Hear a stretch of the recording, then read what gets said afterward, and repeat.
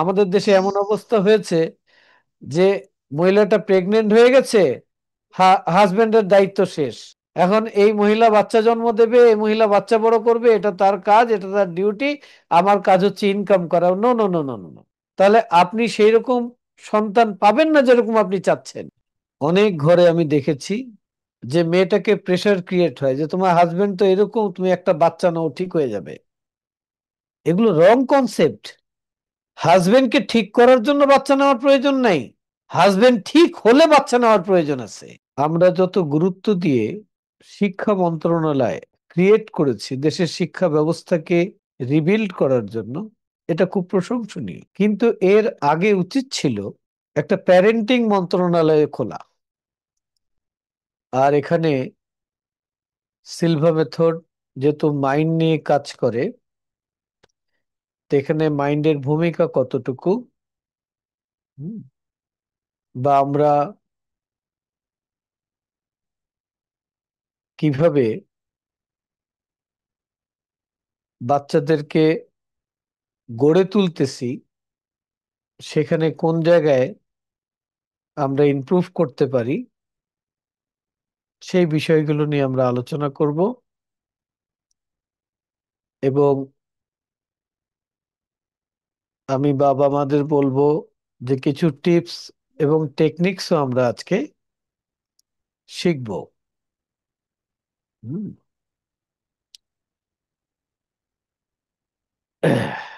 দেখেন, human brain, মানুষের brain pulsation শুরু করে মাতৃগর্ভে থাকতে, ফাংশন করে। তো জন্মের পর থেকে 4 বছর বয়স পর্যন্ত এর ফাংশনটা একরকম থাকে। 4 বছর বয়স থেকে 7 বছর বয়স পর্যন্ত এর ফাংশন আরো অন্যরকম হয়। আবার 7 বছর থেকে 14 বছর বয়স পর্যন্ত তার ফাংশনটা অন্যরকম হয়। 14 বছর পর থেকে একটা ব্রেন পুরো শেপে চলে আসে, এবং তখন সে পুরো দমে কাজ করে। কিন্তু এই বাচ্চাদের মায়ের গর্ভে আসা থেকে শুরু করে এই 14 বছর বয়স পর্যন্ত একটা দীর্ঘ সময় বাবা মা যদি এই বিজ্ঞানগুলোকে জেনে থাকতেন, তাহলে ওনাদের জন্য খুব সহজ হতো। একটা সন্তান, আমরা কি চিন্তা করি? আমরা চিন্তা করি যে একটা বাচ্চাকে খাবার দাবার, থাকার স্থান, চিকিৎসা, শিক্ষা এবং তাকে বেড়ে ওঠার জন্য একটা সুস্থ পরিবেশ দিয়ে দিলেই আমরা মনে করি যে আমাদের বিষয়টা কমপ্লিট হয়ে গেছে। হুম। তাহলে আমাকে বলেন, একটা বাচ্চা অটিজম নিয়ে কেন বেরোচ্ছে মায়ের পেট থেকে? কেন একটা বাচ্চা স্কুলে ভালো রেজাল্ট করতে না পারার কারণে আত্মহত্যার পথ বেছে নিচ্ছে? কেন একটা বাচ্চা মোবাইল ফোনের স্ক্রিনে এডিক্টেড হচ্ছে? কেন বাচ্চারা নেশায় ইনভলভ হচ্ছে? কেন বাচ্চারা মিসগাইডেড হচ্ছে? আমরা সবসময় আমাদের একটা ট্রেন্ড, আমাদের একটা অভ্যাস যে আমরা সব সময় মানুষকে দোষারোপ করি, বন্ধু বান্ধবকে দোষারোপ করি, সমাজকে দোষারোপ করি, রাষ্ট্রকে দোষারোপ করি, শিক্ষা ব্যবস্থাকে দোষারোপ করি, সেটাকে দোষারোপ করে আমাদের কি লাভ হয়?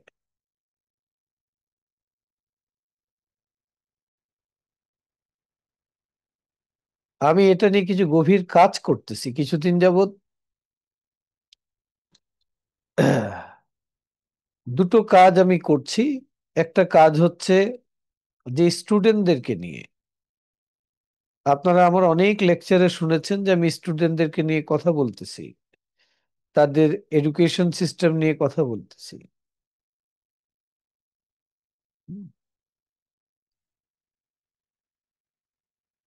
আমরা যত গুরুত্ব দিয়ে শিক্ষা মন্ত্রণালয় ক্রিয়েট করেছি দেশের শিক্ষা ব্যবস্থাকে রিবিল্ড করার জন্য,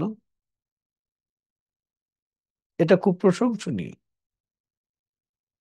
কিন্তু এর আগে উচিত ছিল যে আমাদের একটা প্যারেন্টিং মন্ত্রণালয় খোলা।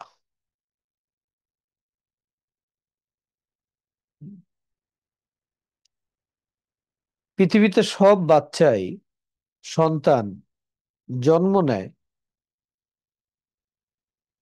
সুস্থতার সাথে, ভালোভাবে। সমস্যাটা শুরু হয় তার জন্মের পর থেকে। কেউ এমন পরিবারে জন্ম নেয় যে পরিবার একদম নিঃস্ব, খুব অভাব। আবার এমন পরিমাণে পরিবারে কিছু সন্তান জন্ম নেয় যারা নিম্ন মধ্যবিত্ত, কোন রকম খেয়ে পড়ে আছেন। আবার এমন পরিবারে জন্ম নেয় সন্তান যে মধ্যবিত্ত। আবার এমন পরিবারে জন্ম নেয় উচ্চবিত্ত। আবার এমন পরিবারে জন্ম নেয়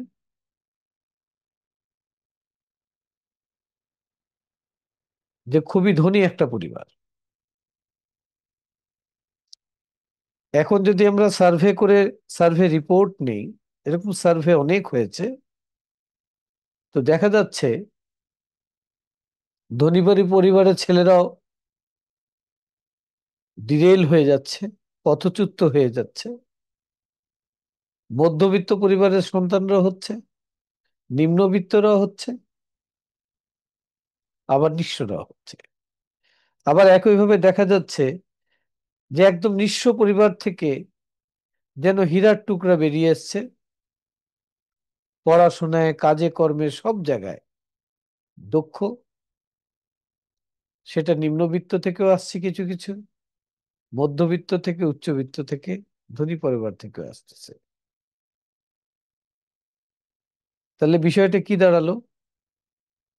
যে সন্তান কোন পরিবেশে জন্মেছে এটার থেকে বেশি গুরুত্বপূর্ণ হচ্ছে কিরকম বাবা মা সে পেয়েছে। আমি এখানে বাবা মাকে দোষারোপ করতে বসি নাই।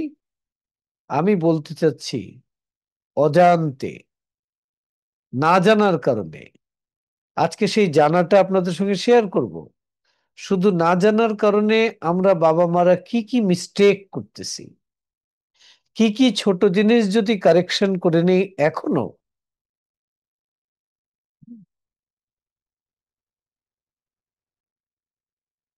ঠিক আছে, হার্ভার্ড ইউনিভার্সিটি রিসার্চ করে বলতেছে যে মানুষের যে বিলিফ সিস্টেম, মানুষের যে পার্সোনালিটি, মানুষের যে অ্যাটিটিউড, এগুলো ম্যাক্সিমাম 7 বছর বয়সের মধ্যে, ম্যাক্সিমাম 85% একটা বাচ্চার মধ্যে বিল্ট ইন হয়ে যায়। তাহলে স্কুল কলেজ ইউনিভার্সিটি তাকে কি দেয়? অনলি 15%।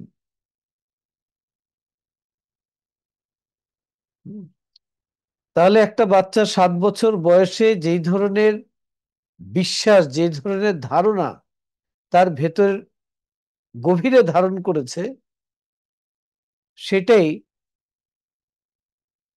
তার পুরো জীবনের চালিকা শক্তি। হুম।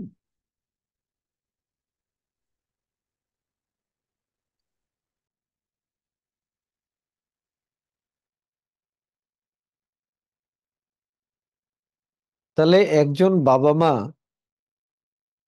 যখন সিদ্ধান্ত নেন,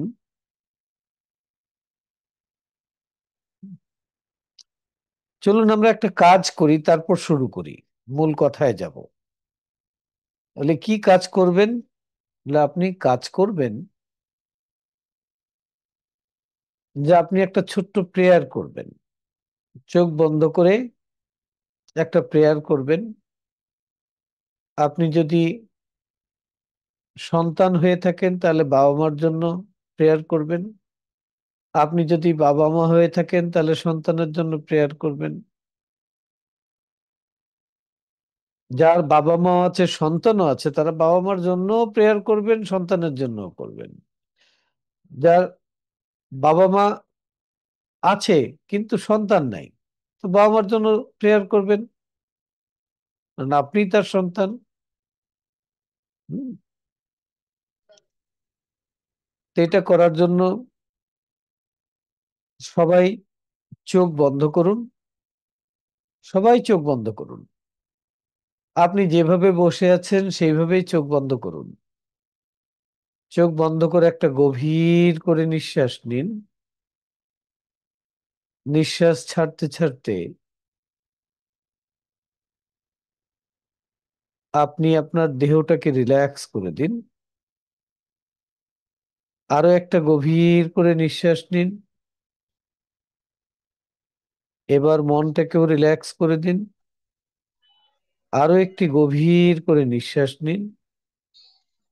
আপনি ফিল করুন যে আপনি রিল্যাক্সেশনের একটা ডিপ লেভেলে চলে এসেছেন। এখন আপনি আপনার মনের পর্দায়, চোখের পাতার বাহিরে 6 ফিট দূরে একটা পর্দা কল্পনা করুন। সেই পর্দায় আপনি বাবা মাকে দেখুন।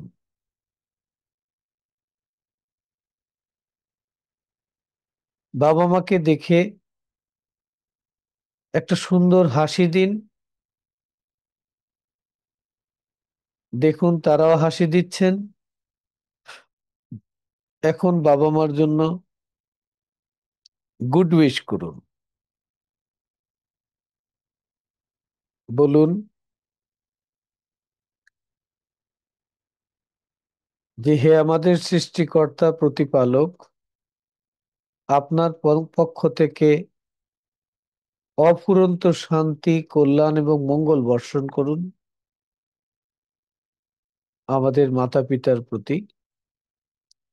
আর ভিজুয়ালাইজ করুন যে একটা নীল সাদা আলো, একটা স্বর্গীয় আলো ওনাদের উপর পড়েছে, ওনারা রিসিভ করছে।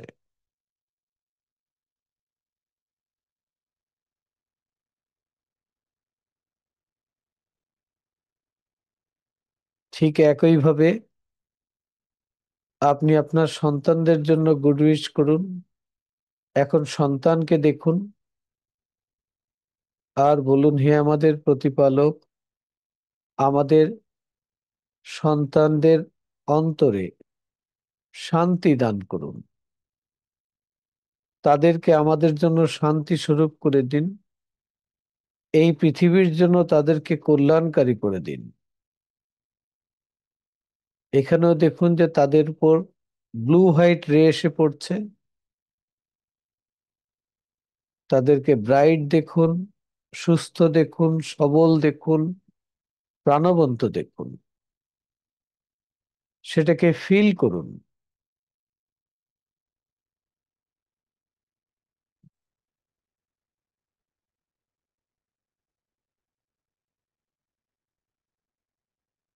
এবার ধীরে ধীরে চোখ খুলুন। আমাকে বলুন আপনার অন্তরে এখন কেমন লাগতেছে, আপনি ভেতরে কি ফিল করছেন।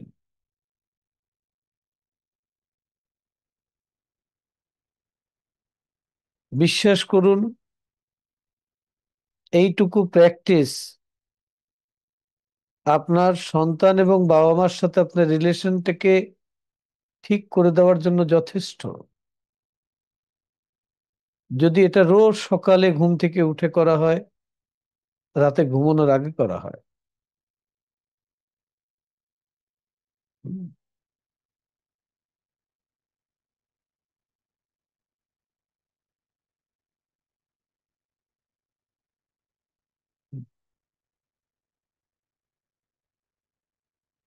আমরা যারা এখানে বাবা মা তারা আবার সন্তানও। আর যারা শুধু সন্তান, এখনো বাবা মা হননি, হুম, সেই গ্রুপও আছি আমরা।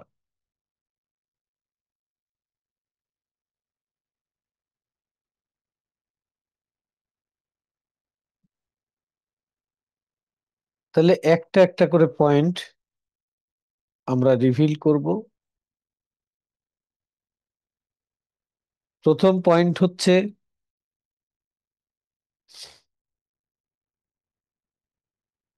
আমাদের সমাজের ম্যাক্সিমাম সন্তানেরা যেইভাবে লিভিং করছে, জীবনের পথে যেই দিকে এগিয়ে যাচ্ছে,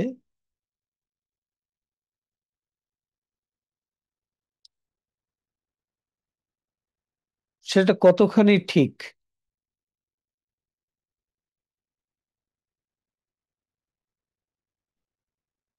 সেটা নিয়ে কি বাবা মারা সন্তুষ্ট? নাকি বাবা মার ধারণা হলো কিছু করার আছে? অনেকের তো প্রশ্ন, যে এরকম হলোটা কেন? আমরা তো এরকম ছিলাম না, আমাদের সময় তো এরকম ছিল না।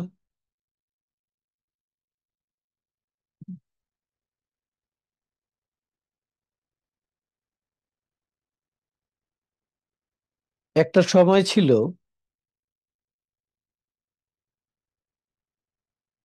যে তথ্য খুঁজে বের করতে হতো, আর এখন একটা সময় এসছে যেখানে তথ্য সব জায়গায় অ্যাভেলেবেল। আপনার যেই তথ্য লাগবে তার থেকে হাজার গুণ বেশি তথ্য আপনি এখন পেয়ে যাবেন, যে কোনো বিষয়ের উপর। তথ্য আপনার হাতের নাগালে।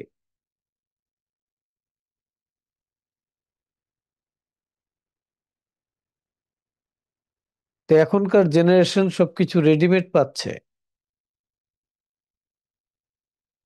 হুম। তাকে তার ব্রেনকে বেশি ব্যবহার করা লাগছে না।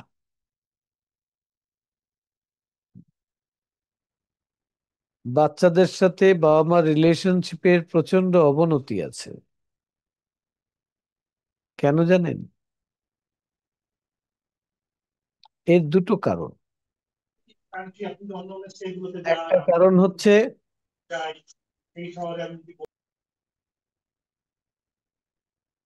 যে বাবা মার ব্যস্ততার কারণে বাবা মা সন্তানকে সময় দিতে পারেন না। দ্বিতীয় কারণ হচ্ছে, একটা বাচ্চার বেড়ে ওঠার যে পরিবেশ, সেই পরিবেশটা আমরা নষ্ট করে ফেলেছি।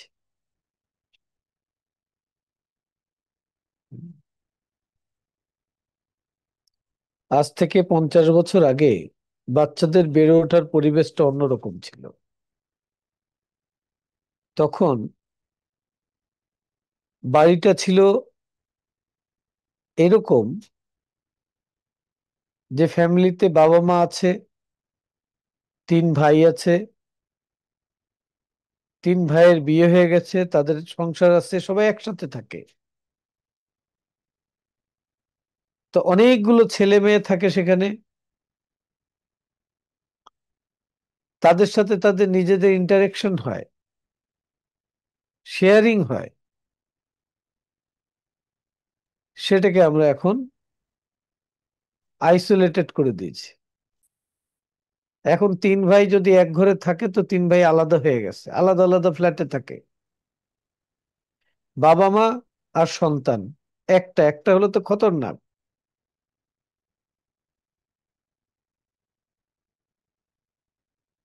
এটা যে কি মারাত্মক ভুল আমরা করেছি আমরা এটা জানি না। এখন এই বাচ্চাটাকে বাধ্য হয়ে বাবা মার সাথে শেয়ার করতে হয়, বাবা মার কাছে সময় নেই। ওই বাচ্চাটা যাবে কোথায়? ওর তো কোনো স্পেস নাই। ও সেরকম বন্ধু নাই। দেখবেন ওই বাচ্চা সারাদিনে 5 থেকে 6 ঘন্টা তাকে একা টাইম স্পেন্ড করতে হয়। তো এই যে একটা এমটি ব্রেইন, তাকে আমরা কি দিচ্ছি? সে এলোমেলো করে ফেললে জীবনে, উল্টো পাল্টা রাস্তায় চলে গেলে আমরা তাকে ব্লেম করতেছি, শাসন করতেছি। কিন্তু আমরা কি তাকে সেই, তার যা যা নিড ছিল, একটা মানুষের নিড কয় ধরনের? 4 ধরনের। আপনি তার শুধু ফিজিক্যাল নিডটাকে ফিল আপ করেছেন। হ্যালো?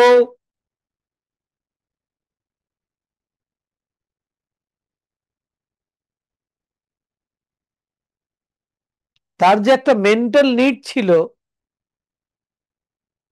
তার যে একটা ইমোশনাল নিড ছিল, তার যে স্পিরিচুয়াল নিড ছিল,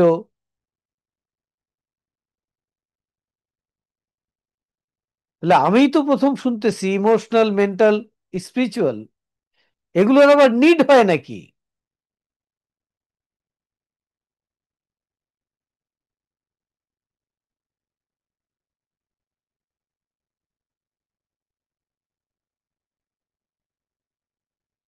আপনি যদি একটা 4 বছরের বাচ্চাকে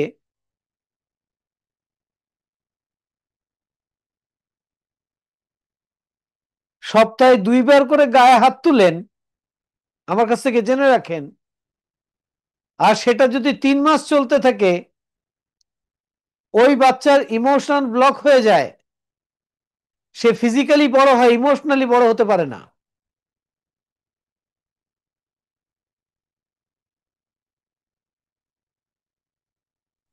রিসার্চ বলতেছে যে বাচ্চা বেশি দুষ্ট সে জিনিয়াস বেশি। আপনি তার দুষ্টুমি 3 বছর বয়সে বন্ধ করে দিতে চান, তার মানে আপনি তার জিনিয়াসনেসকে হার্ম করতেছেন।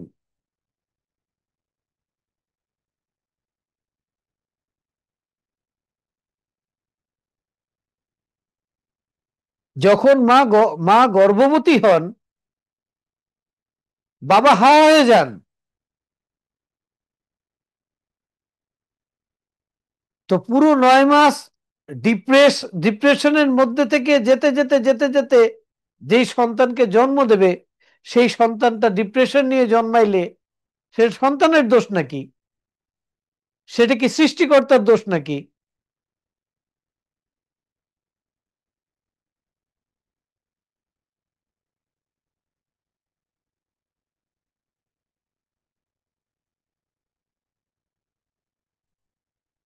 আমি তো ক্লোজলি বাবা মার সাথে কথা বলি। আমি এক মাকে ধরছি, যে সত্যি করে বলেন তো, আপনার এই বাচ্চাটা স্লো লার্নার কেন? কি হয়েছিল যখন গর্ভে সে ছিল? আমি যখন, সে আমাকে বলছে, আমি আপনাদেরকে জানার জন্য, আপনাকে তথ্যটা দেওয়ার জন্য বলতেছি, যখন বাচ্চাটা আমার গর্ভে আসে, আমি মা,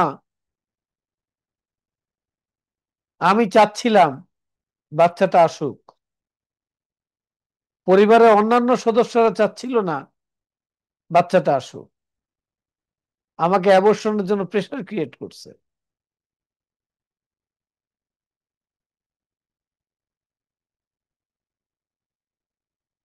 আমি পুরো এই 10 মাস 10 দিন ভয়ে ভয়ে ভয়ে ভয়ে ভয়ে ভয়ে সময় অতিবাহিত করছি। আমার হাজবেন্ড আমার সাপোর্টে ছিল, কিন্তু হাজবেন্ড আমার কাছে থাকতো না, তাকে তার ব্যবসার কাজে বাইরে থাকতে হতো বেশিরভাগ সময়।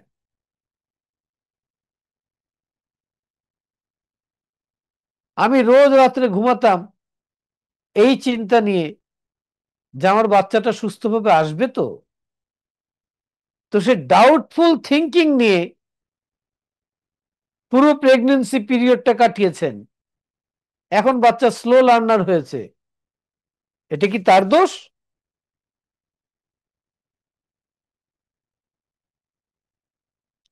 একটা বাবা মার যদি প্যারেন্টিং শিখতে হয়, তাহলে বাচ্চা জন্মের পর থেকে প্যারেন্টিং শেখা লাগবে না। তাকে প্যারেন্টিংটা শেখা লাগবে যেই দিন সে প্রেগনেন্ট হয়েছে সেই দিন থেকে নিয়ে। একটা বাচ্চাকে চারটে ভাবে তাকে বেড়ে উঠতে দেওয়া হবে, দিতে হবে। সে ফিজিক্যালি বড় হবে, সে মেন্টালি আরো বড় হবে, সে ইমোশনালি আকাশের মতো খোলা হবে, আর স্পিরিচুয়ালি অর্থাৎ তার বিশ্বাস পাথরের মতো শক্ত হবে। তবে নাই সে পৃথিবীতে এসে বিশাল কিছু করে দেখাবে।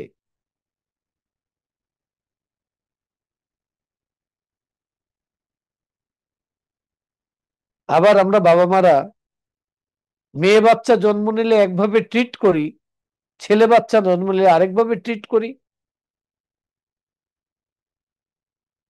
সেই বাচ্চাদের বয়স সন্ধি কাল আসা পর্যন্ত ছেলে এবং মেয়ে দুটো সমান।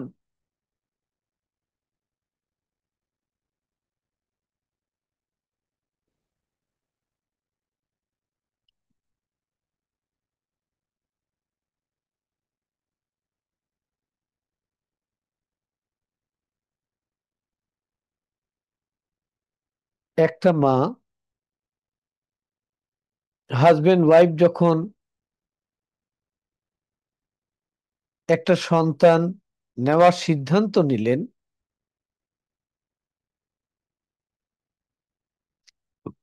তাদেরকে কি করতে হবে?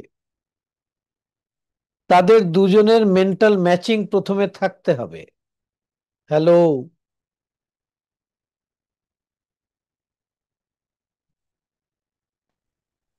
অনেক ঘরে আমি দেখেছি যে মেয়েটাকে প্রেশার ক্রিয়েট হয় যে তোমার হাজবেন্ড তো এরকম, তুমি একটা বাচ্চা নাও, ঠিক হয়ে যাবে। এগুলো রং কনসেপ্ট। হাজবেন্ডকে ঠিক করার জন্য বাচ্চা নেওয়ার প্রয়োজন নাই, হাজবেন্ড ঠিক হলে বাচ্চা নেওয়ার প্রয়োজন আছে।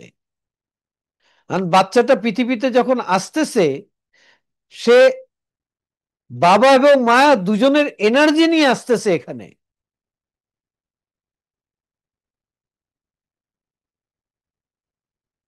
হুম, দুজনের জিন নিয়ে এখানে আসতেছে।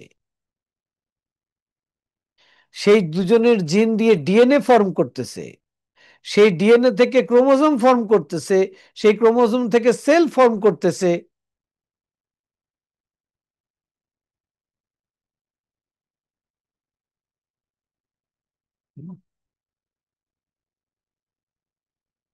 এখন বাবা এবং মায়ের এনার্জি যদি মিসম্যাচ করে যায়, তাহলে তো অসুবিধা।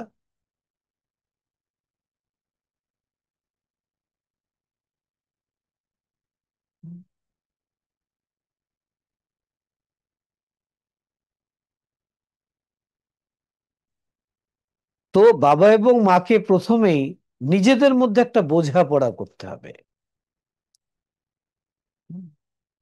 তারপর বেবির জন্য ট্রাই করতে হবে। তখন আমি সিলভা মেথডে শিখাই যে কেউ যদি সন্তান নিবেন, তো একটা ইন্টেনশন প্রেয়ার দুজনের একসাথে করতে হবে। ইন্টেনশন প্রেয়ার কি? বাবা এবং মা মিলে সিদ্ধান্ত নিবেন যে আমরা একটা সন্তান গ্রহণ করব এবং সেই সন্তানকে পৃথিবীতে এই কাজের জন্য আমরা আনতে চাই।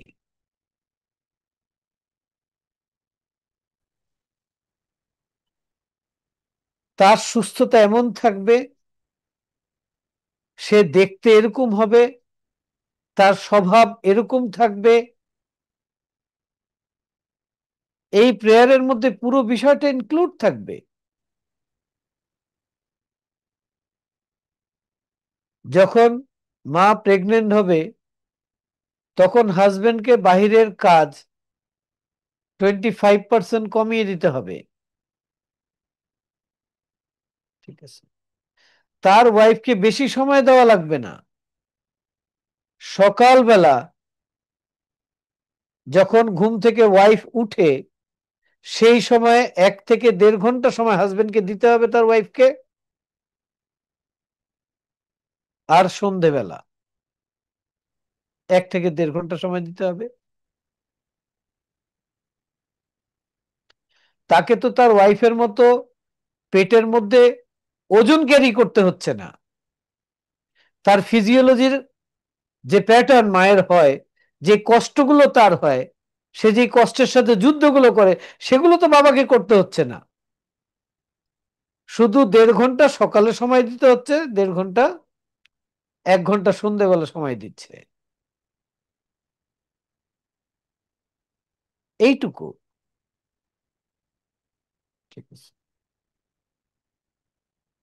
এই পিরিয়ডের মধ্যে ওয়াইফ যদি কোথাও মিস্টেক করে, তার সাথে হাজবেন্ডের রাগারাগি করা উচিত না, সাপোর্টিভ থাকা উচিত।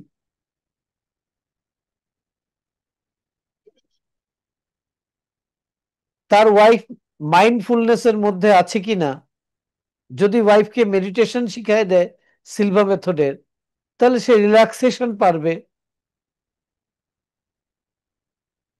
ঠিক আছে, সন্ধ্যাবেলা এসে হাজবেন্ড তার ওয়াইফকে নিয়ে বসে চানাচুর বানানি খাবে আর গল্প করবে, পজিটিভ পজিটিভ কথা বলবে। হ্যাঁ, বিভিন্ন মহামানবের বায়োগ্রাফি নিয়ে আলোচনা করবে, মহামানবদের জীবনে নিয়ে ডিসকাশন করবে, পৃথিবীতে কি কি উন্নতি সাধন হয়েছে, কি কি আবিষ্কার হয়েছে, কোন কোন সনে কে কি কি আবিষ্কার করেছে, সেগুলো নিয়ে ডিসকাশন করবে।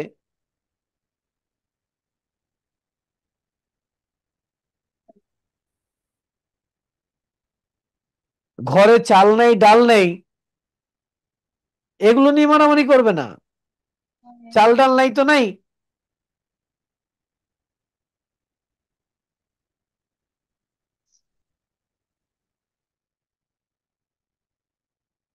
হুম। তো হাজবেন্ডকে এই সন্তান জন্ম হওয়া পর্যন্ত ওয়াইফের সাথে পুরো সাপোর্টিভ থাকতে হবে।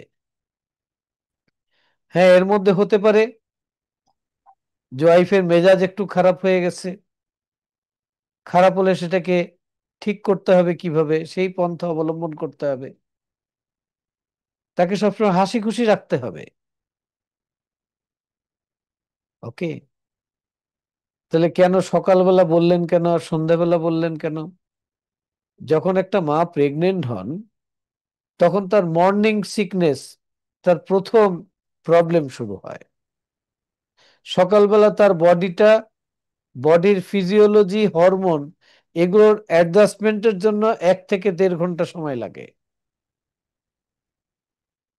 ঠিক আছে, ওই টাইমটাতে সে খুব চায় যে তার পাশে একজন থাকুক, কিন্তু বেচারি মুখ ফুটে বলতে পারে না। আমাদের দেশে এমন অবস্থা হয়েছে যে মহিলাটা প্রেগনেন্ট হয়ে গেছে, হাজবেন্ডের দায়িত্ব শেষ। এখন এই মহিলা বাচ্চা জন্ম দেবে, এই মহিলা বাচ্চা বড় করবে, এটা তার কাজ, এটা তার ডিউটি। আমার কাজ হচ্ছে ইনকাম করা। No no no no no. তাহলে আপনি সেই রকম সন্তান পাবেন না যেরকম আপনি চাচ্ছেন।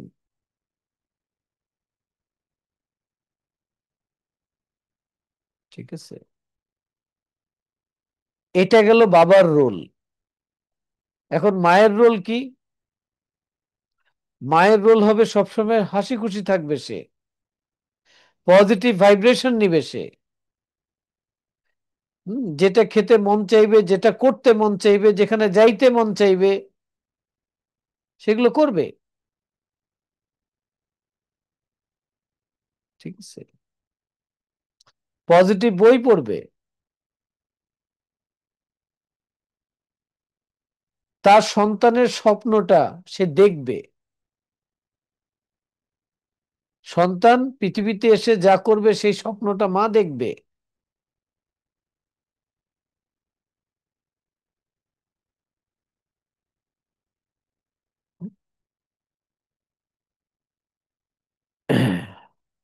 সিলভা মেথডে আলফা স্টেটে যাওয়া শেখানো হয়।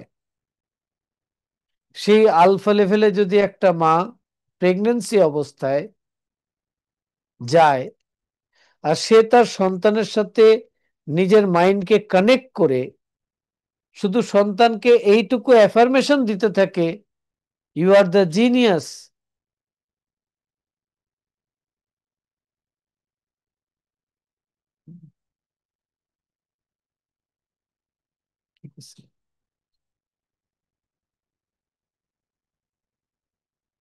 আজকে রিসার্চ বলতেছে যে মায়ের ভেতরে এই ধরনের সাউন্ড হয়, ইনার ভয়েস হয়, সেটা বাচ্চা রিসিভ করে গর্ভে থেকে।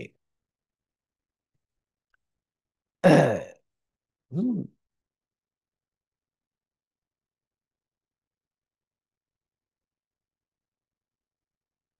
ঠিক আছে। তো সেই জায়গায় আমরা মায়েরা কি করি? আমরা মায়েরা ডিপ্রেস থাকি, টেনশনে থাকি, ভয়ে থাকি। হ্যাঁ, এগুলোকে ঝেড়ে মুছে পরিষ্কার করে দিতে হবে।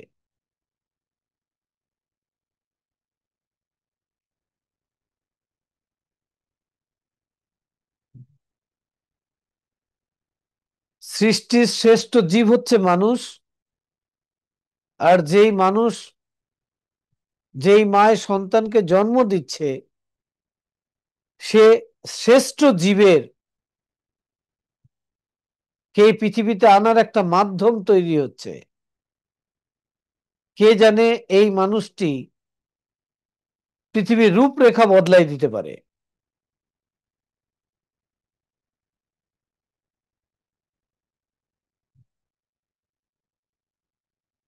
এইভাবে গর্ভ অবস্থাটা আমাদের থাকা উচিত বাবা মায়ের। এখন বাচ্চা যখন জন্মালো, বাবা পয়সাওয়ালা নাকি গরিব এটা ম্যাটার করে না। ম্যাটার করে তার ইমোশন কিরকম, ফিলিংস কিরকম। তার যদি সব সময় মাইন্ডের মধ্যে ক্রাইসিস থাকে, অভাব থাকে, তাহলে সে এনার্জিটা ওই বাচ্চা রিসিভ করে নেয়। ওটা রিসিভ করলে কি হয়? তার মধ্যে ব্লক তৈরি হতে থাকে। এই ব্লক কি করে? ব্লক জীবনে এগোতে দেয় না তাকে।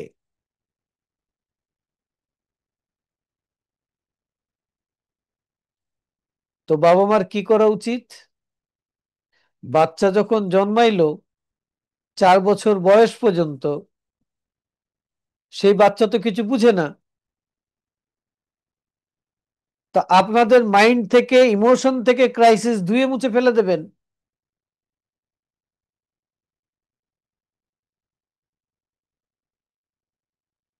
আপনি ভান করবেন প্রাচুর্যের, ভান করবেন ফুলফিলমেন্টের, আর তাকে দেখাবেন যে পৃথিবীটা কত চমৎকার। তাকে ফিলিংস দেবেন যে তুমি এমন একটা পৃথিবীতে এসছো যেখানে অনেক বড় কিছু করবা তুমি।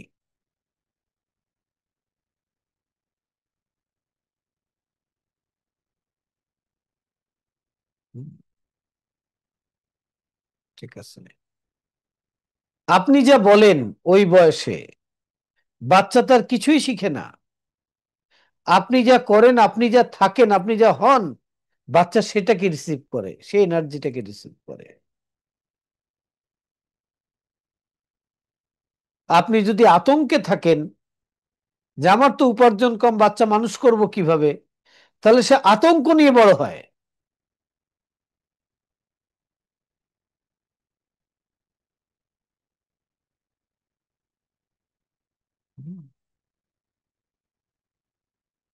আবারও বলি, আপনার বাচ্চা 4টে লেভেলে তার বেড়ে উঠতে হবে। Physical, mental, emotional, spiritual.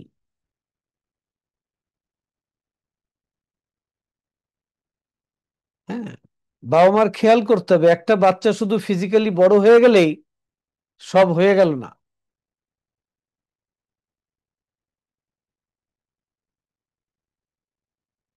আমি রাজপুত্রের মতো দেখতে ছেলে, শিক্ষিত ছেলে, পেট্রোল পাম্পে কম বেতনে চাকরি করতে দেখেছি। শুধু ন্যারো মাইন্ডসেট থেকে এটা হয়েছে।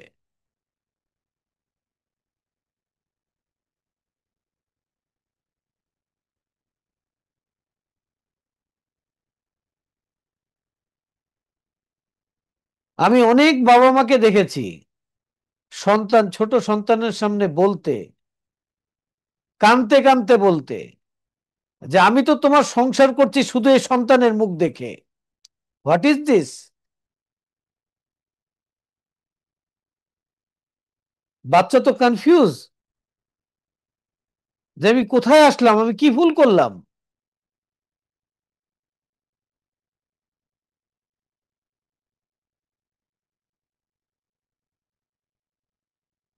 দেখবেন কিছু ছেলে মেয়ে বড় হয়ে যাওয়ার পর সে আলাদা থাকতে চায়।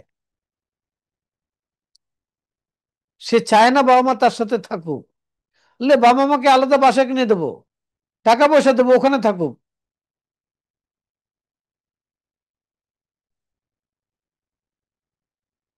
আরেক জায়গায় দেখবেন যে সন্তান তার চাকরি ছেড়ে দিয়েছে বাবা মাকে সেবা করার জন্য।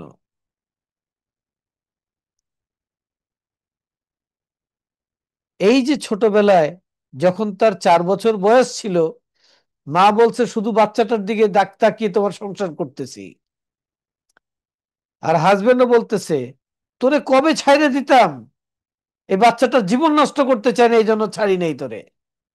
হায় হায়, কিরকম টক্সিন এনার্জি বাচ্চার মধ্যে ঢুকতেছে এখন। করেন না।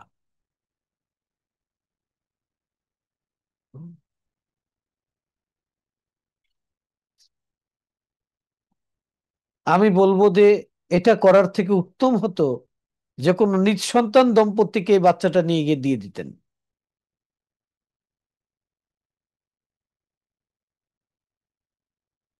এই 0 থেকে 4 বছর গর্ভ থেকে নিয়ে শূন্য, এটা মোস্ট ইম্পর্টেন্ট। আর তারপরে ইম্পর্টেন্ট সেগমেন্ট হচ্ছে 0 থেকে 4 বছর।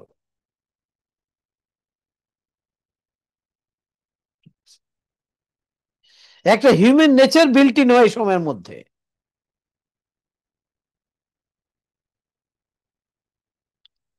আর 4 থেকে 7 বছর তার লার্নিং এর ফাউন্ডেশন তৈরি হয়।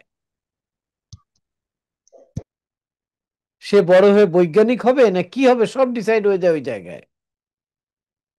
এরপর তো সে ওই লাইনে পড়াশোনা করে শুধু,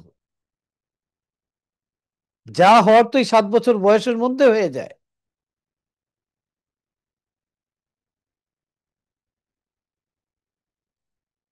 আমাদের বাবা মাদের একটা ভুল ধারণা আছে যে বাচ্চা এখন ছোট আছে কি বুঝে, বড় হলে আমরা সব ঠিক করে নেব। বলে নো নো নো নো, আপনি ভুল করতেছেন। আপনি ভালোভাবে একটু জানেন মাইন্ড এবং ব্রেন কাজ করে কিভাবে,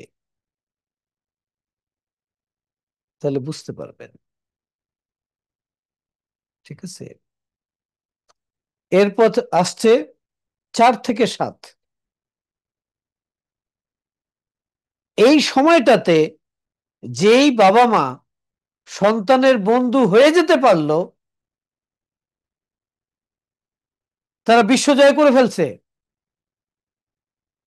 এটাই সেই টাইম আপনার সঙ্গে আপনার সন্তানের বন্ধুত্ব করার।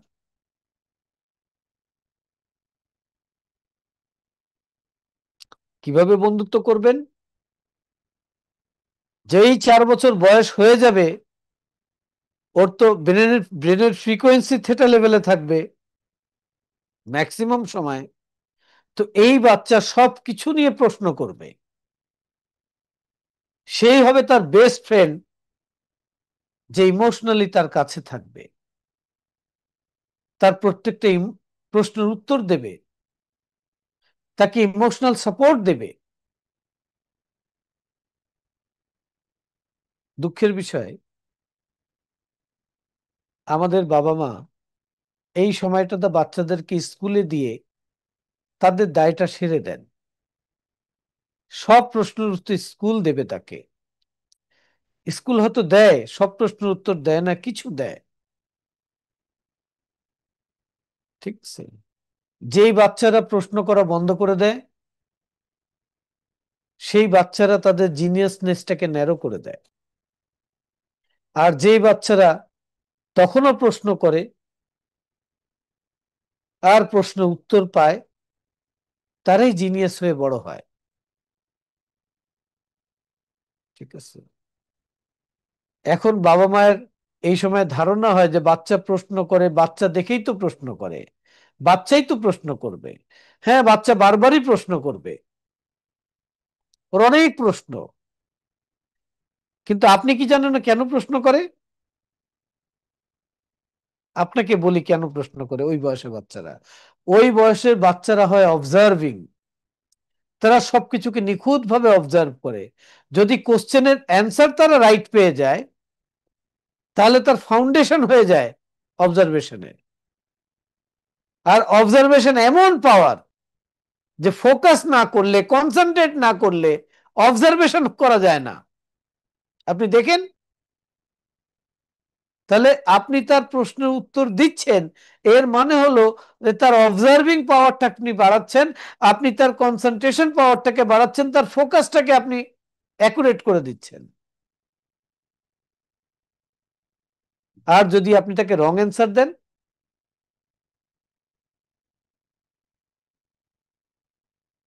তাহলে তার অবজারভেশনটা হেজি হয়ে যাবে, ফোকাস হেজি হয়ে যাবে, তার কনসেপ্ট আন্ডারস্ট্যান্ডিং ডিফারেন্ট হয়ে যাবে। ওটা যে হোল লাইফ তাকে চালাবে, এটা তো আপনি এখন বুঝছেন না। এই জন্য তার প্রত্যেকটা প্রশ্নের উত্তর দিবেন। তার বন্ধু হতে হবে আপনাকে। বন্ধু কখন হতে পারবেন? দেখেন আমাদের কোথায় সমস্যা, 4 থেকে 7 বছর বয়সে। আমরা বেশিরভাগ বাবা মা বাচ্চাকে এই সময় কারেকশনের পেছনে লেগে থাকি। উচ্চারণ ঠিক হচ্ছে না, কারেকশন করে দেই। কার সামনে কি বলতে হবে, কারেকশন করে দেই। কোথায় গিয়ে কি আচরণ করতে হবে, কারেকশন করে দেই। আমি অনেক বাবা মাকে দেখেছি, তাদের বাসায় গেলে বাচ্চাকে বাচ্চাকে ডেকে আনে কাছে, 4 থেকে 7 বছর বয়সের মধ্যে যারা থাকে, ডেকে নেই, স্যারকে সালাম কর।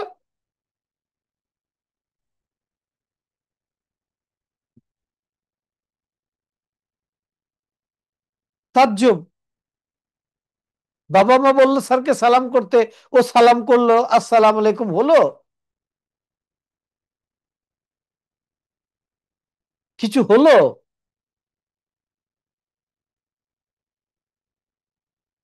তো এই বয়সে বাবা মারা কোনটা মিস্টেক করে তাকে বারবার কারেকশন করতে যায়।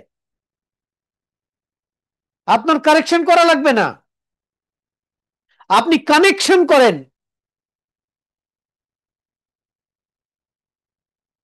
কারেকশন সে নিজে নিজে করে ফেলবে।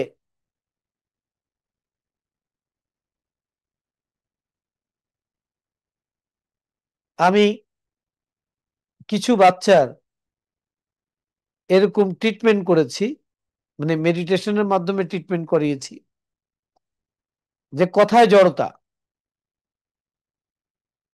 সেই জড়তা কেন তৈরি হয়েছে জানেন? ছোটবেলায় সে কোনো একটা শব্দ বলতো তোতলায় তোতলায়, আর বাবা মা এটা খুব মজা পাইতো, আবার বল আবার বল। যখন তার বয়স 8-9 হয়েছে, সে বুঝতে পেরেছে যে তার ওয়ার্ডিং ইয়েটা রং হচ্ছে, তার মধ্যে একটা ভয় কাজ ঢুকে বসে গেছে। এখন তার কথা আটকায় যায়। বাবা মা ইচ্ছে করে করেছে এরকম না।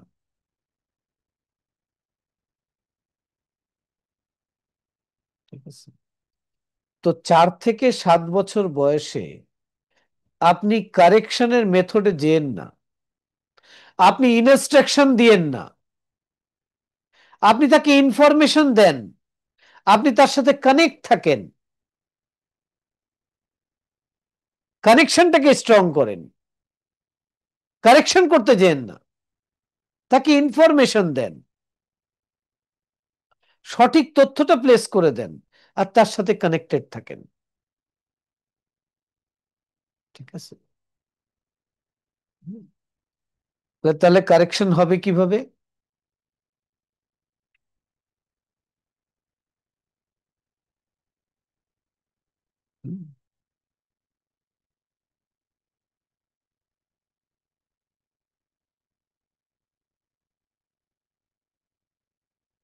তাকে কারেকশন দিয়েন না। হিউম্যান ব্রেন কারেকশন নিতে পারে না।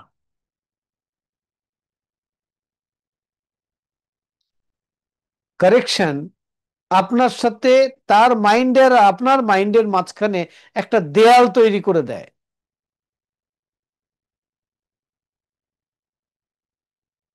ঠিক আছে।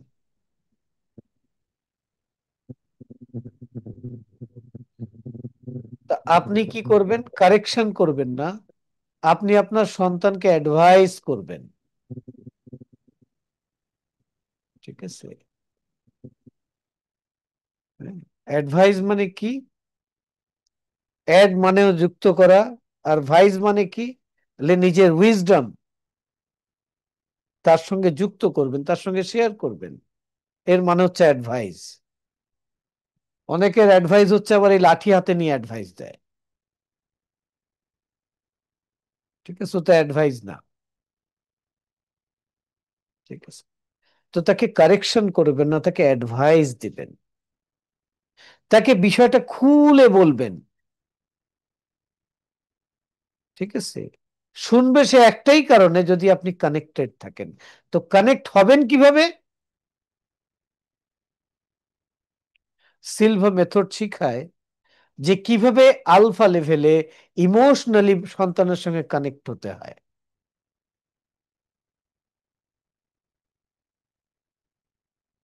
ঠিক আছে।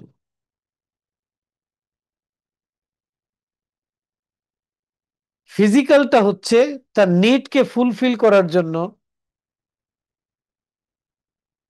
মেন্টালটা হচ্ছে তার মেন্টালটাকে ব্রড করে দেওয়ার জন্য, আর ইমোশনটা হচ্ছে তার সাথে কানেক্ট থাকার জন্য, আর স্পিরিচুয়ালটা হচ্ছে তার মধ্যে ফেইথ তৈরি করে দেওয়ার জন্য।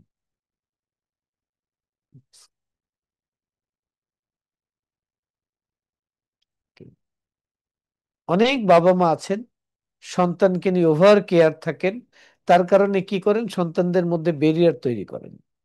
এটা করা যাবে না, এটা খাওয়া যাবে না, এটা পড়া যাবে না, এখানে যাওয়া যাবে না, এতটাই করা যাবে না। আপনাকে লাইফের একটা ডিসিপ্লিন মেনটেন করতে হবে, যে আমরা এতটার সময় ঘুমাবো, এতটার সময় উঠবো, এই টাইমে ব্রেকফাস্ট হবে, এই টাইমে লাঞ্চ হবে, এই টাইমে ডিনার হবে। রুটিন তৈরি করেন, ডিসিপ্লিন তৈরি করেন ঘরের মধ্যে। সেই ডিসিপ্লিনের মধ্যে নিজেরাও চলেন, তাদেরকেও আনেন। ঠিক আছে।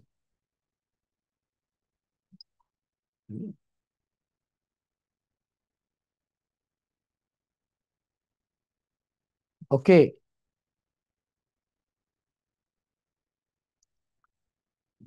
ঠিক আছে। তো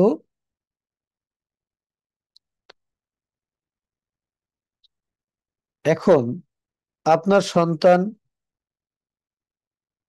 যখন 7 থেকে 14 বছর বয়সে আসবে, সরি, প্যারেন্টিং একটা বড় সাবজেক্ট, এটার উপরে আমি কোর্স ডেভেলপ করতেছি আপনাদেরকে ট্রেন করার জন্য।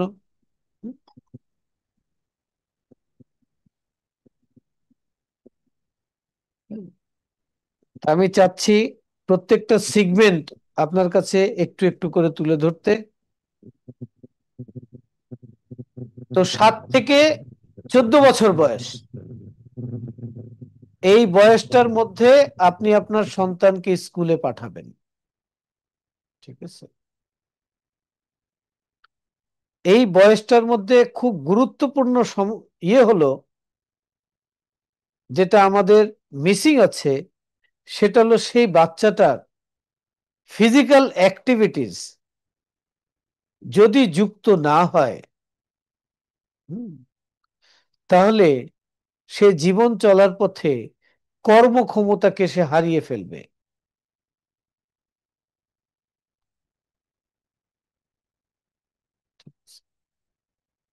তা আপনি তো তাকে এখন ফিজিক্যালি কর্ম দিতে পারবেন না, আপনি ফিজিক্যালি তাকে স্পোর্টস দিতে পারবেন।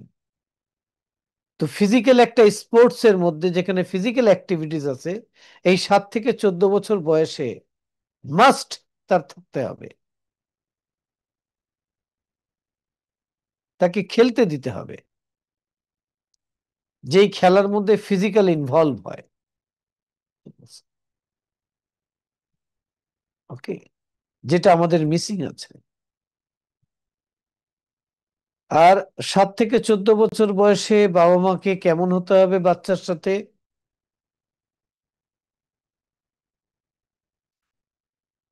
এখন তার বাচ্চার সাথে বাচ্চার স্বপ্ন নিয়ে কথা বলতে হবে,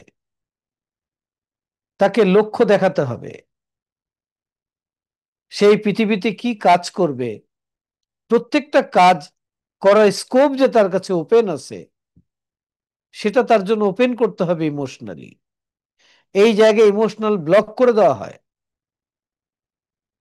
যে বাবা বলে যে আমি তো সামান্য চাকরিজীবী মানুষ, তুমি এত বড় বিজনেস করবা কিভাবে, বিজনেস বিজনেস নিয়ে পড়াশোনা করতেছো। এই সময়টাতে বাবা মার এরকম চাওয়া থাকে যে সে যেটা করে সেটাই যেন ছেলে মেয়েও করে, বাবা মার যেটা স্বপ্ন থাকে সেটাই তার মধ্যে। No no no no no, প্রত্যেকটা হিউম্যান বিং হচ্ছে ইউনিক। আপনার কাজ হচ্ছে তার ভেতরে যে কোয়ালিটিটা আছে সেই কোয়ালিটিটাকে ইমপ্রুভ করা। আর এখানে বাবা মারা সব থেকে বড় মিস্টেক করে, তার দুর্বলতাকে ইমপ্রুভ করতে চায়। কেউ যদি মনে করে তার বাচ্চাটা অঙ্কে কাঁচা, অঙ্কের 2জন টিচার রেখে দেবে, অঙ্কটা ঠিক করে দাও। আর তার বাচ্চা যেটাতে ভালো সেটাকে এমনিই ছেড়ে দেয়। আর ওটাই তো তার স্ট্রেংথ, উঠতে হবে, ওটাই তো তার ইনার কোয়ালিটি, ওটা দিয়েই তো সে পৃথিবীকে জয় করবে।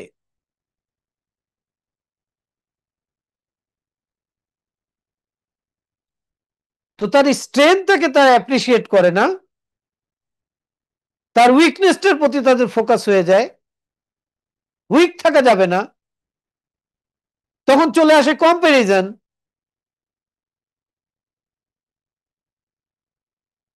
অনেক সম্ভাবনা থাকা সত্ত্বেও এই বাচ্চাটা পড়াশোনা করে তার জায়গা মতো যেতে পারে না।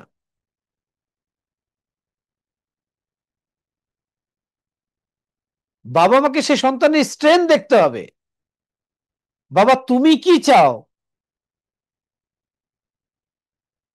এটা নিয়ে সন্তানকে ভাবাতে হবে না।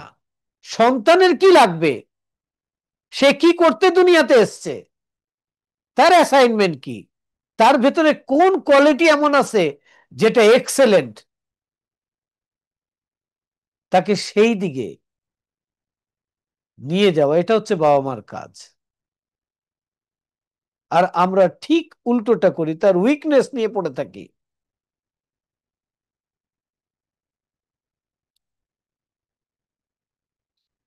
একটা ট্রেন্ড হয়ে গেছে, রেজাল্ট ভালো হয়নি এর মানে স্টুডেন্ট ভালো না।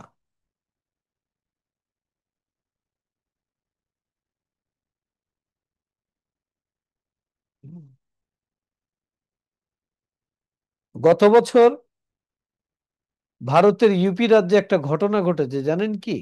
এটা পত্রিকায় এসছে। ঘটনা ঘটেছে যে ক্লাস 8-এ ওনার ছেলে একটা সাবজেক্টে ফেল করেছে। ছেলের খুব মন খারাপ। বাবার কাছে রেজাল্ট কার্ড দিছে। তো বাবা রেজাল্ট কার্ড দেখছে, বাবা তাকে আদর করছে। তো সে মনে করছে তো আমার বাবা, এই জন্য আমাকে অ্যাপ্রিসিয়েট করছে। বাইরের মানুষ তো করবে না, বুলিং করবে। ছেলেটা ডিপ্রেস হয়ে যাচ্ছিল। তো বাবা একটা পলিসি করছে, সে আত্মীয় স্বজনকে, প্রতিবেশীদেরকে দাওয়াত দিছে একটা পার্টি। কি পার্টি? আমার ছেলে পরীক্ষা দিছে, এটার উপরে একটা সেলিব্রেশন পার্টি।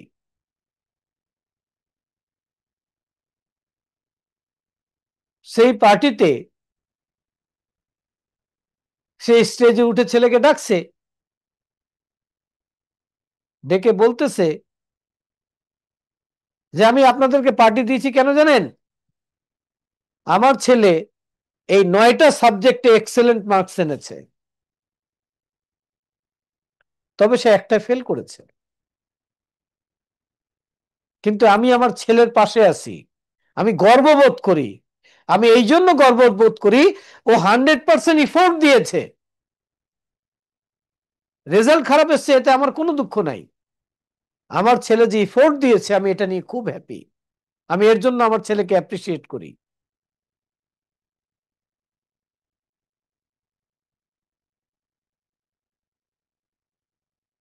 ওকে। তো আপনাকে এইভাবে, আর যখন আপনার বাচ্চা 14 বছর ক্রস করে যাচ্ছে, এবার তাকে শুধু পড়াশোনা নয়, পড়াশোনার পাশাপাশি কিছু একটা কাজে ইনভলভ করেন। হোক না ডেলি 1 ঘন্টা সে ফিজিক্যাল কাজটা সে করুক, যেখান থেকে 2 পয়সা সে আর্নও করবে। বাইরের দেশে তো এটা স্কোপ করে দেওয়া আছে, যে স্টুডেন্টরা 14 বছর বয়সের উপরে যারা আছে, তারা পড়াশোনার পাশাপাশি কোথাও গিয়ে অড জব করবে। আর আমাদের দেশে বাবা মারা আগে পড়াশোনা শেষ কর, তারপর কাজে যাইস। ঠিক আছে? No no no no. 14 বছর ক্রস করেছে, 15 বছর, 16 বছর হয়ে গেছে, ও 1 ঘন্টা করে কাজও করবে, পড়াশোনাও করবে। তবে তার প্র্যাকটিক্যাল লিভিং আসবে, লিভিং এডুকেশন হবে তার। ঠিক আছে? এটা খুব দরকার। এতক্ষণ যা কিছু বললাম, একটা সঠিক, ন্যাচারাল, পিওর, ক্লিন, পজিটিভ মানুষ হওয়ার জন্য এই রকম প্যারেন্টিং এর দরকার। ঠিক আছে? ওকে। 14 বছর বয়স হয়ে গেছে, এখন তাকে গাইড করবেন না, তাকে অ্যাডভাইসও করবেন না। ঠিক আছে? তার থেকে শুধু শুনবেন, তার ওপিনিয়ন গুলো শুনবেন। কোন কাজের পেছনে কোন রিজন সে বলতেছে, কোন পড়াকে কোন রিজনে পড়তেছে, তার কাছ থেকে জানবেন। সে শেয়ার করবে যদি আপনি তার সাথে কানেক্টেড থাকেন।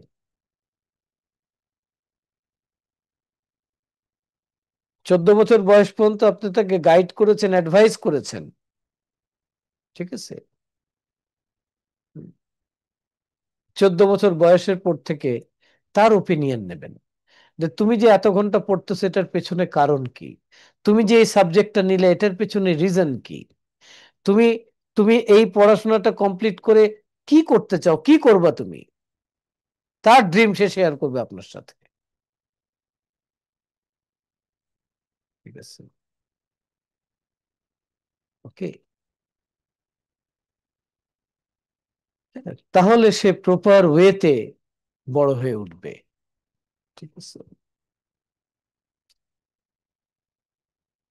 এখন আমি বাবা মাদেরকে কিছু দিতে হবে তো। আপনার সন্তানের সাথে কানেক্ট হওয়ার জন্য আমি 3টে কাজ আপনাকে বলবো, আর 3টে টাইমিং আপনাকে বলবো। ঠিক আছে? নোট করে রাখেন। আপনার বাচ্চা যখন সকালবেলা ঘুম থেকে উঠে, তার কাছে যান, ঠিক আছে, তাকে প্রচন্ড রকমের আদর করেন,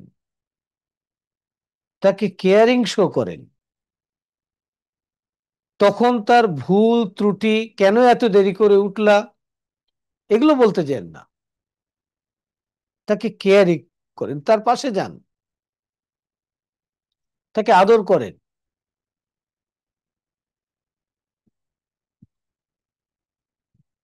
যাতে করে সে একটা এনার্জি এবং ভাইব্রেশন পায়। ওই ঘুম থেকে যখন উঠে, তখন ব্রেন মাইন্ড বডির এমন একটা ছন্দ থাকে, রিদম থাকে, তখন বাবা মা খুব ইজিলি তার সাথে কানেক্ট হয়ে যেতে পারে। তো এই সময়, হ্যাঁ, তাকে কেয়ারিং করেন, ঠিক আছে, তার ভালো জিনিসগুলো নিয়ে তার প্রশংসা করেন, ঠিক আছে, তাকে ব্লেসিংস দেন, তাকে গুড উইশ করেন, ঠিক আছে। আর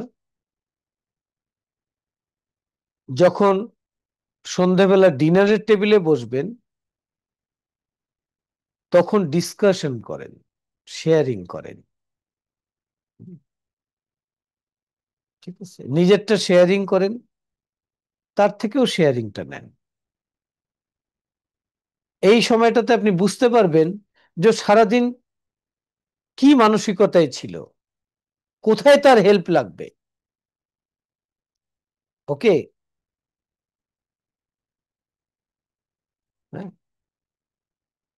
দেখেন, যারা এই সায়েন্সটা জানে তারা কত চালাক। যত টিভি সিরিয়াল, যত ধরনের টিভি শো, সব তৈরি হয়েছে শেয়ারিং কখন করে বলে? সন্ধ্যেবেলা, ডিনারের সময়, ঠিক আছে। তো সে আপনার শেয়ারিং তো হয় না, তখন নেটফ্লিক্স এরা তাদের সঙ্গে শেয়ারিংটা করে। ঠিক আছে, আপনার শেয়ারিংটা হতে হবে। আপনাকেও মন খুলে সন্তানদের সাথে কথা বলতে হবে। হুম, আজকে আপনি কি কি করলেন শেয়ার করেন, বাবা শেয়ার করেন, মা শেয়ার করেন, তখন সন্তানও শেয়ার করবে। এই শেয়ারিং এর মধ্যে দিয়ে অনেক কিছু হবে, ঠিক আছে। আর যখন ঘুমোতে যাবে, তখন বাচ্চার কাছে যান। ঘুমানোর আগে টাইমটা খুব ইম্পর্টেন্ট, ঠিক আছে। তার সারাদিনের স্ট্রেস দূর করে দেন, তাকে হোপ দেন, তাকে ড্রিম দেন, ঠিক আছে। আপনি তার পাশে সব সময় আছেন, তাকে ফিলিংস দেন, তাহলে তার ব্রেন খুব সুন্দরভাবে কনস্ট্রাক্ট হবে। বলেন তো, এই তিনটা টাইম সবার কাছে আছে না? সকালবেলা, ডিনারের সময়, রাতে ঘুমানোর সময়, সবার কাছে আছে। এই টাইমটুকু এখান থেকে দেন, ঠিক আছে। আপনাদেরকে একটা সায়েন্স বলে দেই, যে একটা বাচ্চা যখন 4 বছর বয়সে পা ফেলে, প্রতি সেকেন্ডে 700 নিউরন সেল অ্যাক্টিভেটেড হয়। আপনি যদি তার অ্যাক্টিভেশনটা বন্ধ করে দেন, কখন বন্ধ হবে? যখন আপনি তার কোশ্চেনের অ্যান্সার করবেন না, ঠিক আছে। বেড টাইমে, ঘুমানোর সময় তাকে তার একটা রুটিন বলে দেন, যে আমরা এইভাবে চলবে, এরকম হবে, ঠিক আছে। বাচ্চারা খুব সহজে যে লার্নিং করে সেটাকে বলে মিরর লার্নিং। মিরর লার্নিং এর মানে কি? আপনি যেমনটা করেন, আপনি যেমনটা হন, আপনি যেমনটা, সে সেটাকে অ্যাবজর্ভ করে নেয়। আপনি যা বলেন সে অ্যাবজর্ভ করে না, সে বাবা মাকে তার মিরর মানে, সেই মিরর লার্নিংটা সে করে। হুম, ঠিক আছে। হ্যাঁ, আর প্রত্যেকটা সিচুয়েশনকে সেন্স করা শিখান, এতে তার সেন্সরি নার্ভাস সিস্টেম ডেভেলপ করবে, ঠিক আছে। আর তাদেরকে খেলতে পাঠালে তাদের মোটর মোটর নার্ভাস সিস্টেম যেটা আউটপুট দেয় সেটা স্ট্রং হবে। এইভাবে একটা বাচ্চাকে আপনি গড়ে তুলবেন। হুম। আজকে এই ছোট্ট পরিসরে আমি পুরো বিষয়টাকে একটু একটু করে কভার করেছি। এখন আপনাদের কিছু টেকনিক আমি শিখাই দেব। ঠিক আছে? ধরেন আপনার বাচ্চাটা, তার কোনো ব্যাড হ্যাবিট আছে, সেটা নিয়ে কিভাবে কাজ করবেন ওটা আমি শেখাবো এখন। হ্যাঁ। আরেকটা শেখাবো যে আপনার বাচ্চাকে আপনি ইমোশনালি স্ট্রং বানাবেন কিভাবে, সেটা আপনাকে আমি একটু ট্রেন করবো। এই দুটো টেকনিক আপনাকে আজকে আমি শেখাবো। ঠিক আছে? তো প্রথমটা হচ্ছে যে আপনি তার ব্যাড হ্যাবিট নিয়ে কিভাবে কাজ করবেন। ঠিক আছে? সেটা আপনাকে ট্রেন করব। তো আমি আপনাদেরকে আলফা লেভেলে নিয়ে গিয়ে টেকনিকটা করাবো। আমাকে সবাই কি শুনতে পাচ্ছেন না ঘুমিয়ে গেছেন? আমার লেকচার কি ঘুমের মতো ছিল? না না, শুনতে পাচ্ছি। না আপনারা কি, আপনাদের মনে হচ্ছে এটা ইনফরমেটিভ আপনাদের লাগবে? নিশ্চয়ই। অবশ্যই লাগবে। হ্যাঁ। এখন অনেকে চিন্তা করতেছে যে এগুলো তো ছোট বাচ্চা ছোট থাকতে জানলে না ভালো হতো, বলে এখনো সময় কোথাও চলে যায়নি। ঠিক আছে? আপনি এখন যে টেকনিকটা শিখছেন, এই দুটো টেকনিক দিয়ে, আর ওই যে তিনটা টাইম বলে দিলাম, হ্যাঁ, বাড়ির মধ্যে একটা ডিসিপ্লিন করে তিনটা টাইম তাদের সঙ্গে সময় কাটান। বেশি না, ডেলি যদি আপনি আপনার সন্তানকে 40 থেকে 45 মিনিট দেন, এনাফ, অনেক কিছু ইমপ্রুভ করবে। কিন্তু আপনিও এরকম একটা ডিভাইস নিয়ে বসে থাকবেন, ও ডিভাইস নিয়ে বসে থাকবে একসাথে, ওতে কোনো কাজ হবে না। হ্যাঁ, ডিভাইস ফ্রি থাকতে হবে আপনাকে। আচ্ছা দেখি আরেকদিন আমি একটা সেশন করাবো যে বাচ্চাদেরকে কিভাবে ডিভাইস ফ্রি করা যায়, তারা কিভাবে ডিভাইস ফ্রি নিজে থেকে হবে, এটার উপর একটা সেশন আমরা করাবো দেখি। ঠিক আছে? এটা খুবই খুবই একটা ক্রুশিয়াল নিড আমাদের। হুম। তো সবাই রেডি হয়ে বসেন। আমি বাচ্চাদের হ্যাবিট নিয়ে কিভাবে কাজ করবেন, ঠিক আছে, সেটা আপনাদেরকে একটু করাবো। সবাই ঘাড় মেরুদণ্ড সোজা করে বসুন, হাত হাঁটুর উপরে দিয়ে বসুন, সোজা তাকান। আমরা একটা মেডিটেশন করতে যাচ্ছি। এবার সবাই ধীরে ধীরে চোখ বন্ধ করে ফেলুন। চোখ বন্ধ অবস্থায় একটি গভীর করে নিঃশ্বাস নিন। ধীরে ধীরে নিঃশ্বাস ছাড়তে ছাড়তে নাম্বার 3 কে মনের চোখে দেখুন এবং মনে মনে 3 বার উচ্চারণ করুন, 3, 3, 3।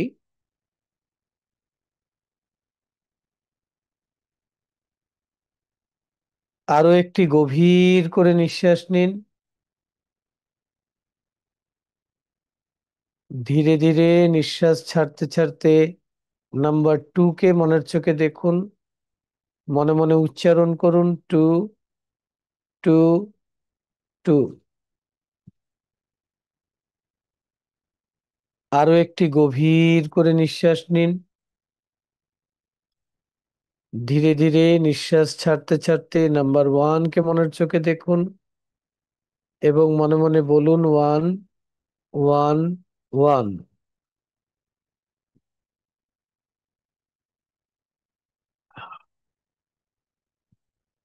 আপনি এখন লেভেল 1-এ, বেসিক প্লেন লেভেল। যে কোনো পজিটিভ কাজ করার জন্য আপনি এই লেভেলকে ব্যবহার করা শিখেছেন। আপনাকে মনের আরো গভীর, আরো স্বাস্থ্যকর অবস্থানে নিয়ে যেতে সাহায্য করার জন্য আমি এখন 10 থেকে 1 নিচের দিকে সংখ্যা গুনতে যাচ্ছি। প্রতিটি সংখ্যা গণনার সাথে সাথে আপনি নিজে নিজে অনুভব করবেন আপনি মনের গভীর স্তরের দিকে এগিয়ে যাচ্ছেন এবং আপনি মনের এক গভীর ও স্বাস্থ্যকর লেভেলে পৌঁছে যাবেন। 10, 9, feel going deeper, 8, 7, 6, deeper and deeper. 5, 4, 3. Deeper and deeper. 2, 1. আপনি এখন মনের এক গভীর ও স্বাস্থ্যকর লেভেলে পৌঁছে গেছেন, যা আগের চেয়েও গভীর।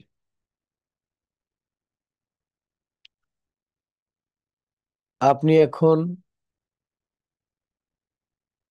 আপনার চোখের পাতার বাইরে দৃষ্টিপথের একটু উপরে 6 ফিট দূরে একটা স্ক্রিন কল্পনা করেন। এটা হচ্ছে মনের পর্দা। সেই মনের পর্দার মধ্যে আপনি এখন দেখুন আপনার সন্তানকে।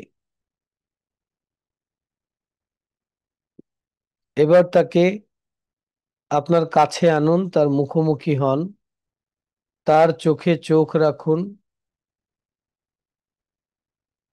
তার যে ব্যাড হ্যাবিট আছে, তার কারণে যা যা অসুবিধা হয়, তার এবং তার কারণে আপনাদেরও হয়, তার জন্য আপনার সন্তানকে আপনি ক্ষমা করুন।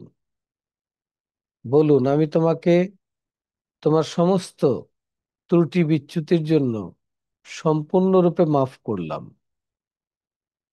দেখুন, সে খুব খুশি হয়েছে। এবার তার কাছে আপনি ক্ষমা চান যে আমিও যদি আমার চিন্তা, আচরণ, কথাবার্তা দিয়ে তোমাকে কষ্ট দিয়ে থাকি, তার জন্য আমিও ক্ষমা প্রার্থী। ফিল করুন সোল লেভেলে আপনি তার সাথে কানেক্টেড। এখন তার যে ভালো গুণগুলো আছে, সেই ভালো গুণগুলোর জন্য তার প্রশংসা করুন। তুমি সুন্দর করে কথা বলো, তুমি খুব ডিসিপ্লিন একটা ছেলে, তুমি টাইমলি খাওয়া দাওয়া করো, বড়দেরকে রেসপেক্ট করো, সুন্দর মতো পড়াশোনা করো। এসব কিছু নিয়ে তাকে অ্যাপ্রিসিয়েট করুন। ফিল করুন যেন বাস্তবে করতেছেন, সে শুনতেছে। এখন তার যেই অভ্যাসটা আপনি পরিবর্তন করতে চান,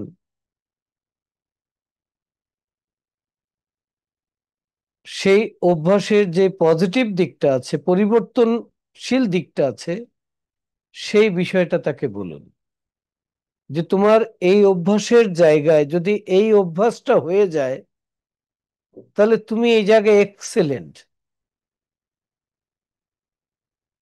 এবার বলুন, তোমার মধ্যে এখন প্রবল ইচ্ছা জাগতেছে যে তুমি এই অভ্যাসটা ত্যাগ করে এই অভ্যাসটা গ্রহণ করবা। এখন সেই অভ্যাসটা গ্রহণ করলে তার আচরণ, ব্যবহার, তার লিভিং কেমন হতো, সেটাকে আপনি কল্পনায় দেখুন। তার আচরণ, ব্যবহার, লিভিং ঠিক সেই রকম। তার হ্যাবিটটা চেঞ্জ, সেই ইমেজটাকে আপনি ভিজুয়ালাইজ করুন। এটাকে বিলিভ করুন, এটাকে ফিল করুন। তার এই অভ্যাসটা ঠিক হয়ে যাওয়ার পর আপনার কেমন ফিলিংস হতো, সেটাকে ফিল করুন। তার এবং সবার কি কি বেনিফিট হতো, সেই বেনিফিট গুলোকে দেখুন।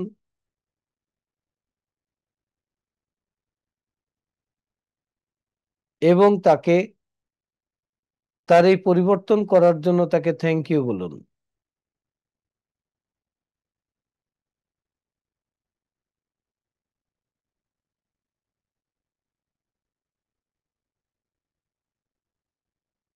এবং একটা অ্যাফার্মেশন দিন যে তুমি এমন হয়েছো, এই অভ্যাসটাকে তুমি এমন ভাবে গড়েছো,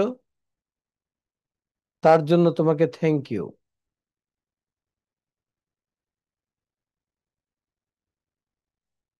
এখন 1 থেকে 5 কাউন্ট করলে আপনি চোখ খুলবেন, দেখে যাবেন।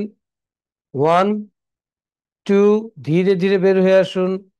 3, যখন 5 কাউন্ট করব চোখ খুলবেন, জেগে যাবেন। 4, 5, আইজ ওপেন।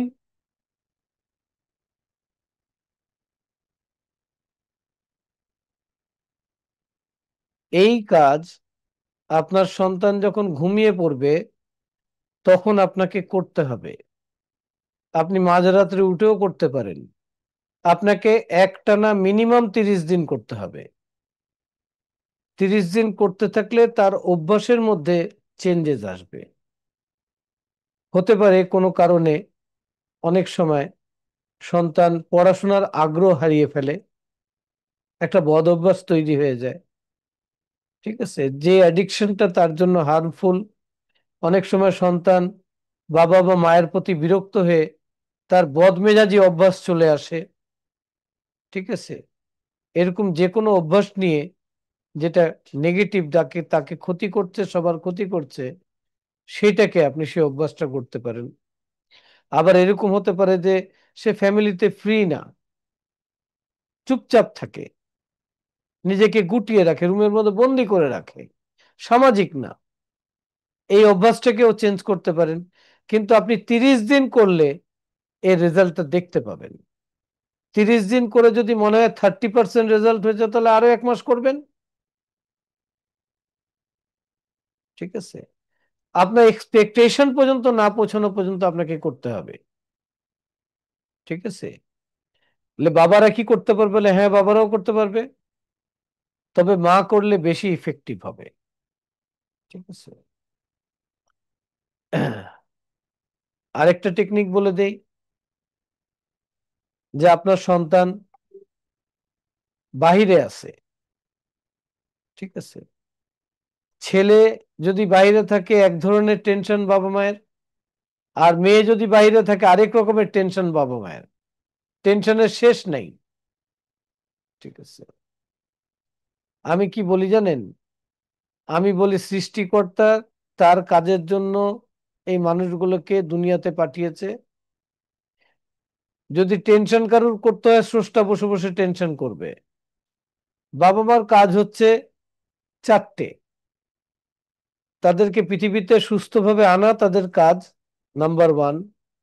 নাম্বার 2, তাদের খাবার, চিকিৎসা, বাসস্থান, এটা এনশিওর করা তাদের কাজ, বড় বেড়ে ওঠা পর্যন্ত। তাদের সঠিক কি বেঠিক কি সে বিবেককে ট্রেন করা তাদের কাজ। ঠিক আছে, হ্যাঁ।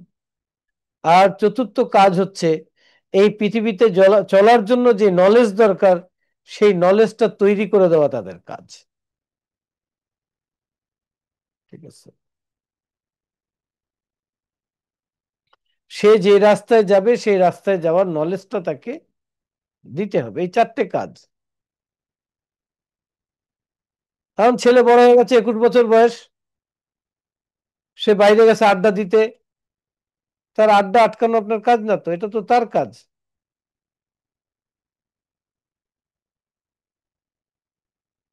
ওকে, হ্যাঁ। আপনি কি করতে পারেন?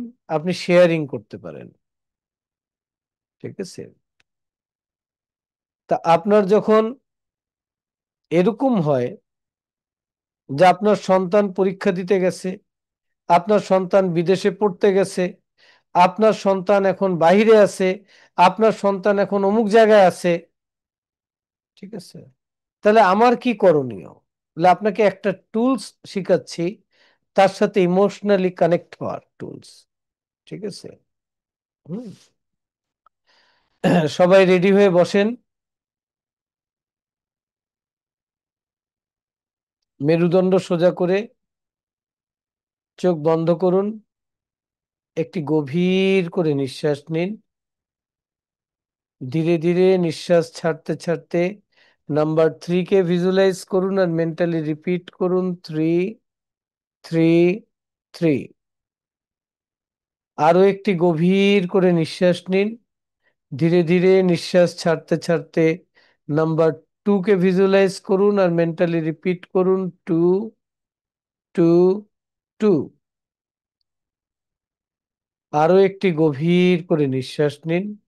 ধীরে ধীরে নিঃশ্বাস ছাড়তে ছাড়তে নাম্বার 1 কে মনের চোখে দেখুন, মনে মনে বলুন 1, 1, 1।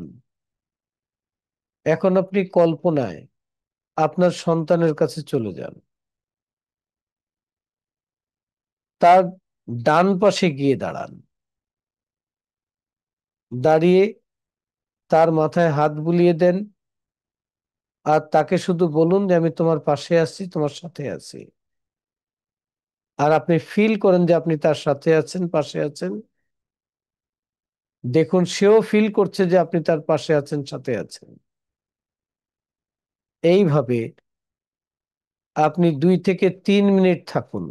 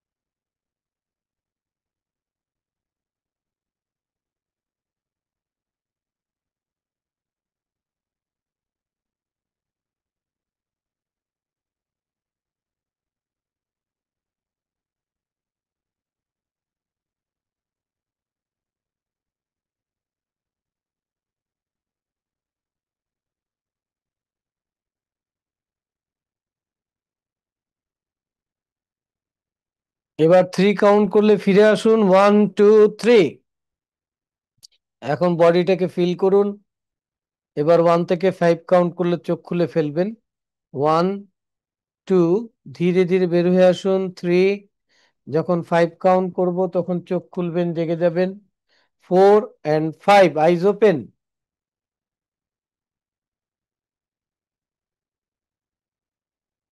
সবাই চোখ খুলেছেন?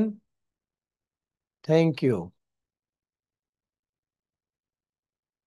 আমি খুব দুঃখিত, আজকে আপনাদের আধা ঘন্টা সময় বেশি লেগে গেছে, সাবজেক্টটা একটু বড় ছিল।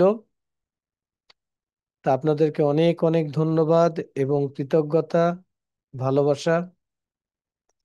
পরিবার নিয়ে সুখে, শান্তিতে, সমৃদ্ধিময় জীবনযাপন করুন।